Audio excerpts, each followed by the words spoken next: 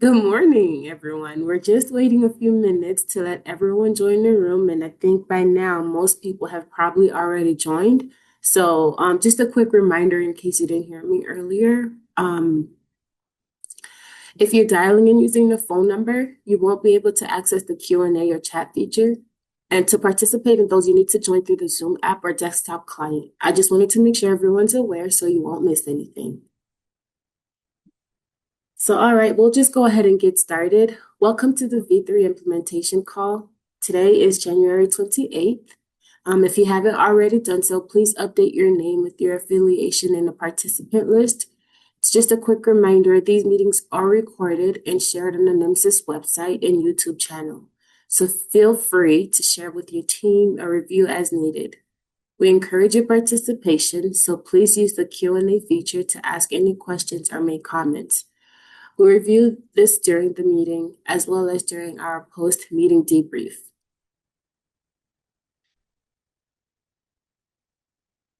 Okay. All right, so to begin today, I wanted to provide a quick update with the vendors. It's something that we're trying out, and we were hoping that it will help us get a better accuracy and to provide a better attendance taking system or mechanism. My colleague here, John, has shared a link with you in the chat. We're changing the process of attendance taking to ensure a more complete list. So starting with this meeting, you must fill out the form to get credit for attending the meeting.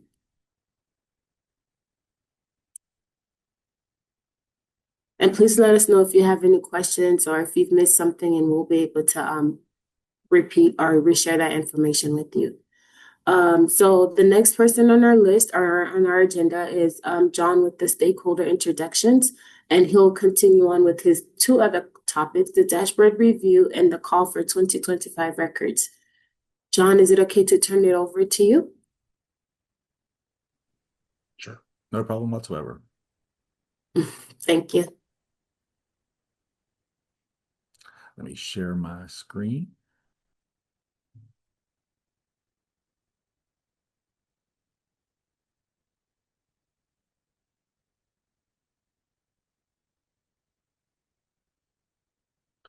All right, everyone should be seeing the, I also created a QR code for the V3 attendance. You're welcome to use that. And I created the form so that it would be easily completable using a mobile device. So feel free to scan that and use your phone or tablet to complete that form. So back to the stakeholder introduction. We do these every week to get to know people on the call, to build connections and get maybe some ideas for hobbies, have a little bit of fun and spotlight someone. So I will start off by saying it is pointed out to me quite often that I'm not perfect, mostly by my wife. So this person who submitted this, it looks like they submitted the information in January of 2024. However, I didn't get the picture until July of 25. So I'm hoping that the information, I know all the old information is the same, but I hope I haven't, actually, I should say, I apologize for missing you if I did. So we asked, what would you like to do to relax or unwind? She said that she loves tent camping with her three corgis and her partner, Adam, learning new technology and cooking. And this is the picture that was spit out when I copied and pasted that exact thing into our new education chat GPT. So we have some technology. I have no idea if that looks like her Adam or not, but there's definitely some cooking going on as well with three corgis. So it looks fun. Interesting facts included placing fourth in the state of Minnesota for playing badminton in 1998. And I thought this was a pretty cool picture that was created for that. Something others may not know that she was a YMCA day camp counselor from the ages of 13 to 21 at Camp Streifland in Lakeville, Minnesota. How long have you been in healthcare data? Original answer was 11 years, so I'm guessing about 12 years now. And she loves data and showing how good data can impact all aspects of our life. Any guesses? Miss Ann Hulsether, Director of Technical Sales at First Due. If you've not been introduced, I'll always put a link in the chat, but you can use this QR code to do it from your phone. I like to make everything quite mobile capable. The next thing on my list is to save the date for our research data set. So please, there are several states out there who had some data fall-offs after the November 4th CP6.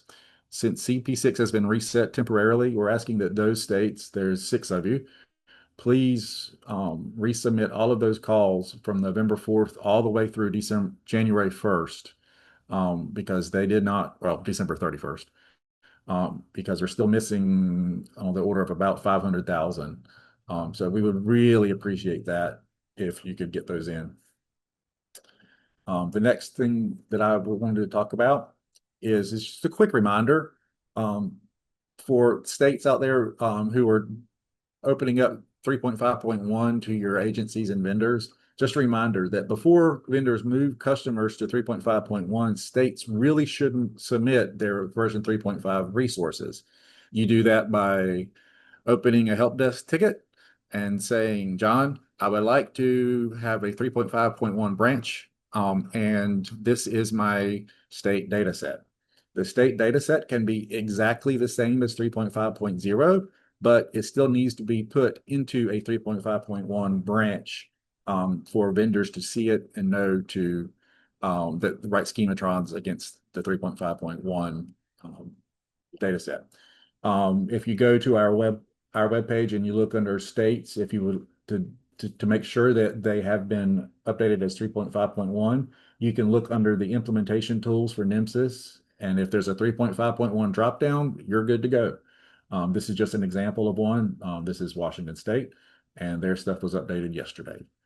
So that's all I have for right now. And back to you, Bengie.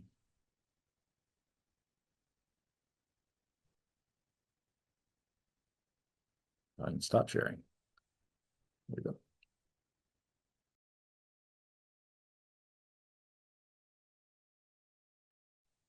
Hey, thank you, John. Thank you, thank you. The next item on our agenda is the version and critical patch update from Josh Nation. Josh, are you ready to present? I am ready. All right. All right, very good. Well, thank you, Bengie. This is a reminder, kind of, I guess, building off of what John just said, in that the NEMSIS TAC, we're only certifying version 3.5.1 moving forward. So as a result, all vendors are going to be required to complete the compliance testing for 3.5.1, even if you previously tested against 3.5.0. And this is just to ensure that all products align with the currently supported and published standard. 3.5.0 and 3.5.1 are backwards compatible, so we're requiring everyone to move forward with the 3.5.1 to reduce the redundant testing. And then by certifying 3.5.1, you are effectively certifying both versions in one go. And then you would be doing this either at your recertification date or as needed for a respective state. And that's all I have, Bengie. Okay. Well, thank you. Thank you, Josh. And if you have any additional questions, please remember you can always reach out through our help desk ticketing system. So the next three topics are for Randall Eimerman from NASEMSO, with the NASEMSO Liaison update, followed by the Violence Against EMS update regarding data elements, and then the NEMSIS National Custom Elements. Randall, are you ready? Bengie, I'll need to use the screen. If you could stop sharing. Think you're good to go, Randall. See if I can get it all in the right places here. It looks good. All right. So my first update is really just about the 2026 NASEMSO annual meeting. I know it seems like it's far away, but it comes really quickly. Just reminding everyone, get your travel plans taken care of if you plan to attend. The DMC will be working on their agenda, and we should be getting that posted very soon. The QR code will lead you directly to it. For anyone who is a state EMS official who's interested in the workshop that's on Sunday previous to like the full to the full conference, you guys can email me. We can get you some information for it, or if you've already signed up for it, that's great. Also, a reminder, I think last time I had mentioned about these guidance documents and you needed to be a member of NASEMSO and be logged in. That has actually changed. These are now public documents. Using the QR code, once again, should lead you directly to the site where you'll be able to find all of these guidance documents. There is the pre-hospital transfusion of whole blood and blood products, considerations for state officials. It's kind of a consolidated document using different councils and committees within the NASEMSO.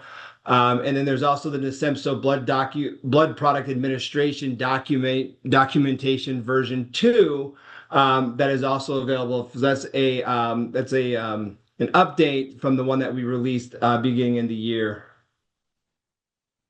2 other guidance documents that you'll see on there is the artificial intelligence use in EMS and requesting EMS data across states, key considerations and guidance. Once again, just wanted to mention everything. Those are public. Feel free to download those, keep them for your reference. If you happen to see something in there you think could be improved, please let us know and send me an email, and then we will bring those items to the DMC for some consideration.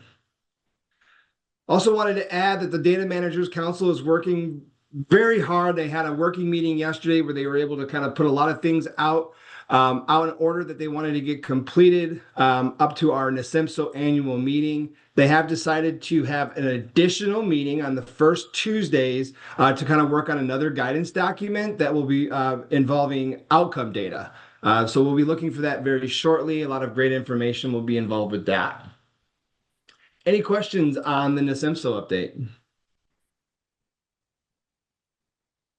Hey, Randall, I see David Saylor's asking to post links in chat. So in reference to your topic, I'm assuming he's asking you to post the links in the chat when you have a minute. So I will get all those links in the chat. All right, thank you. And Benji, you mentioned the next update for me is the violence against the EMS personnel. We had kind of talked about getting that posted up onto the website so that the vendors or interested parties are able to sort of go up there and grab the data elements for creation. That plan is still in place. Josh Legler and myself have gone back and forth many times, kind of making sure that all the words are capitalized, all of the proper language matches the data dictionary, putting periods at the end of all the definitions, checking the recurrence. One thing that we had mentioned last time was, you can also this form should also be used if it wasn't involved during an incident. So let's just say, for example, the EMS personnel is driving down the street in, let's say, like an equipment vehicle, and that person has a violent situation against them. They would still be able to use this form. And in order for us to be able to use that form, we really need to make sure there were not values and all the other data elements that could involve an incident, and then also making sure that all the recurrences would also match and be useful. Besides just the list of the data elements that are coming out, we are working at the TAC to sort of give some explanation about it, a little bit of a guidance. So you don't just grab a list of data elements. There's some actual words to sort of help you not only speak with your clients that you're trying to use this for, but just so that the vendors have a full understanding. So that should be out very soon. And then my next any questions on the violence?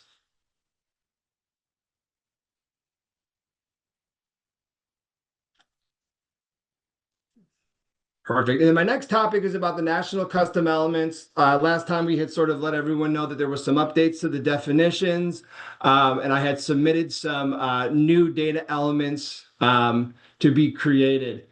Those 2 data elements that were updated were the e-medications 905, the blood product unit number. That one is good to go. It's already been updated. And then I'm sorry, what was the other one? Two others that were submitted. I'm sorry, I think I lost my train of thought there. But the other two that were submitted was the facility ID number. That one is not created at the time.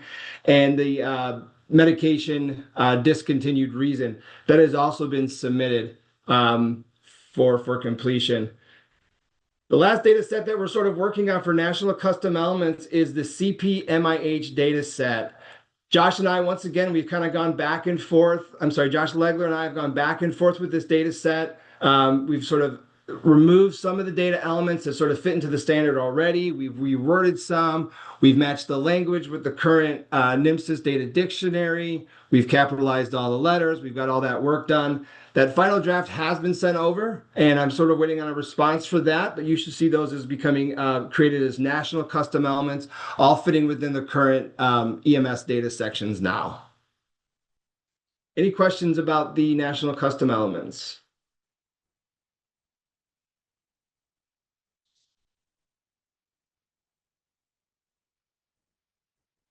All right, Benji, and I'll start working on getting those links in the chat.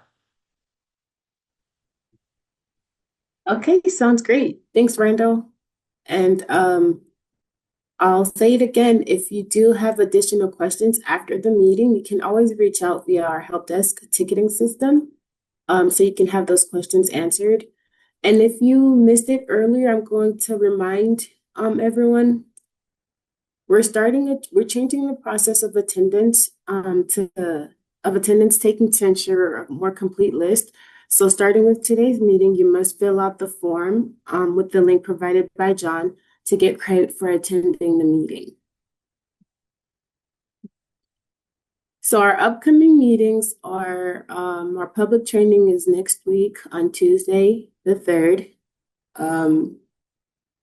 A reminder will be sent via email via our MailChimp communication, so you can have the link and the information needed for that meeting.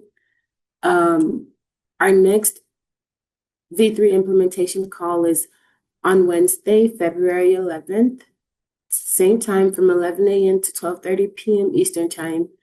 And the last call of the month for February will be on the 25th. Now we're going to move over to open forum. If you have any additional questions or topics you would like to discuss, the floor is open for us to talk about it.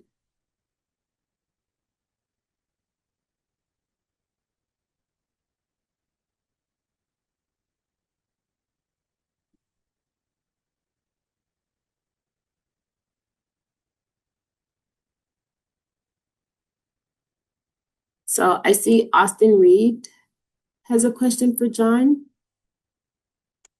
John, just for clarification, only fill it out once, correct? Just being mentioned again.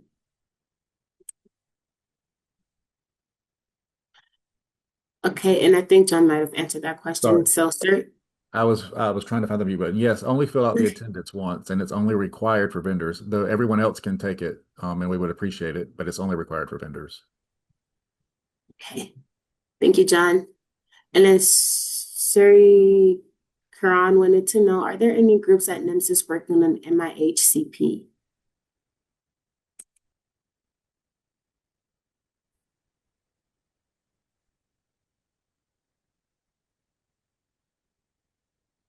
Yeah, so Randall just kind of covered that we have created some national custom elements that are being developed. Randall, I don't know if you want to add to that.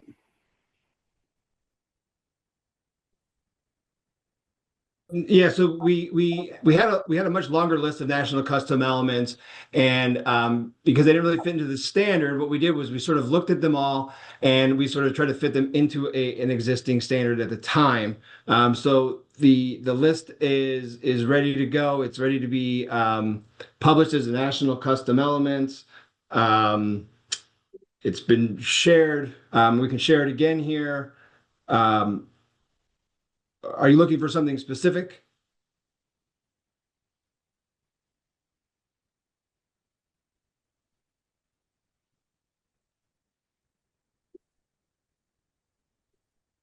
I'm sorry, am I answering the question for him? Yes, he said all the elements. And he's just looking for the list of all the elements? Yeah, we are looking for a list of all the elements that were recommended by NEMSIS, so we can go through the list and see what we can implement at our state level. Yeah, I'll have to work with the NEMSIS TAC team to see if we're ready to post it at this time. I'm not sure if it's 100% finalized. Like I said, I've kind of been sent over to Josh Legler, who hasn't had an opportunity to look at it and finalize it. We've gone back and forth several times to make the adjustments. I'm just not sure if it's 100% complete. Are there any active work sessions that's going around now? No, the active work sessions have been completed. We had our last session, I believe it was July of 2025. Okay. Now there are NASEMSO has a CPMIH committee that is a very active group. They're very well aware of the activities that are going on at NEMSIS with this, and if that's a group that you'd like to join, your state director could help you get into that. Okay, and okay, I'll get with Luis, and he might know what committee that is. Yeah, the reason why I ask is we already implement some custom elements at our local level, and we want to stay in line with NEMSIS. That's the reason why we are asking those. That way we can design our custom elements that are in line with NEMSIS elements. Yeah, absolutely. And so when those are ready for release, they will be available for everybody. And working on that as quickly as I can. Okay. And in the future, if there are any meetings that is going around MIHCP, just let me or Luis or Brenda know so we can be part of it. Good, I will. Thank you.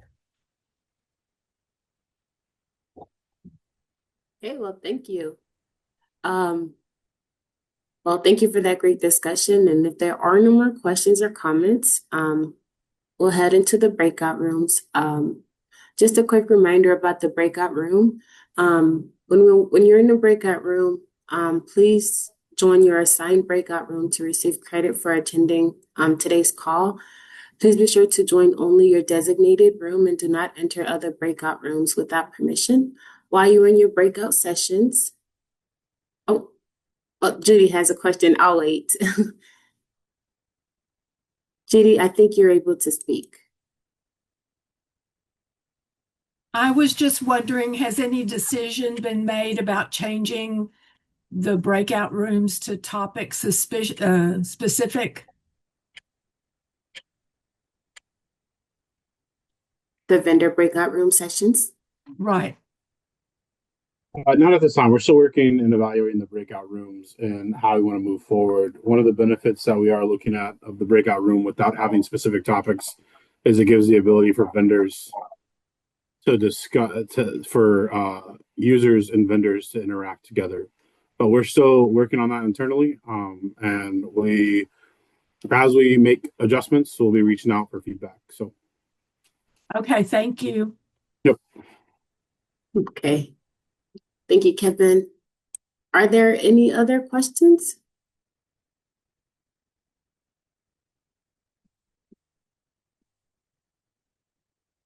Okay, well, as I was saying earlier, please be respectful in the breakout sessions and only join the rooms that are assigned to you. And thank you again for joining today, everyone. And a quick reminder before we break out into our session or to our breakout rooms, please remember to complete the form if you're a vendor to receive credit for attending the call today.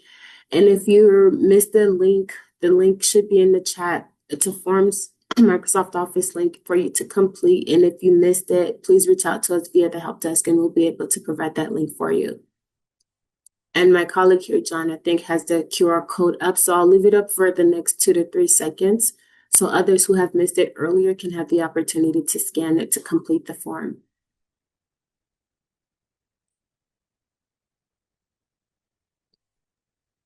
And just to clarify, Bengie, do you want only vendors to fill that out or do you want everyone on the call to fill it out? Just the vendors. If someone else fills it out, it's okay. But the vendors are the ones the group that we're focusing on, so we can make sure we have an accurate attendance process for them. Sounds good.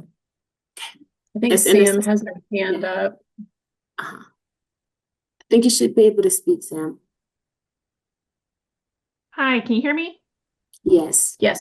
Great. And I was late. I apologize, so I might have missed this, but it looked like when I filled out the form, I could only select one value. It's always been the stance that a vendor who has multiple products can only have one representative. So would you expect that vendor to fill the form out twice, or is that stance changed? I think you should be able to add it on the additional comments and we can revise the form. Yeah. Perfect. Thank you very much. You're welcome. Yep.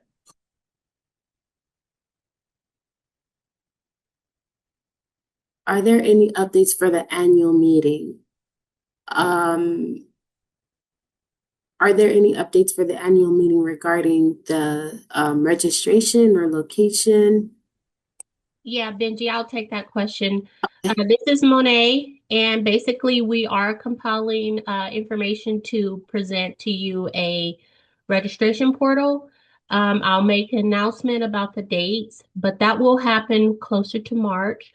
So I thank you for the question, and we're getting everything together for you. So we'll be making that announcement soon. Thank you. Thank you, Monet. Okay, right. I think now we're ready to go into our breakout sessions. It is a green week, so all the vendors that are required to attend their breakout sessions, please feel free to join. And I think we should have the breakout rooms open and available to join. Yep, there it is. Thank you so much. Hope to see you all or talk to you all next time. Have a good week.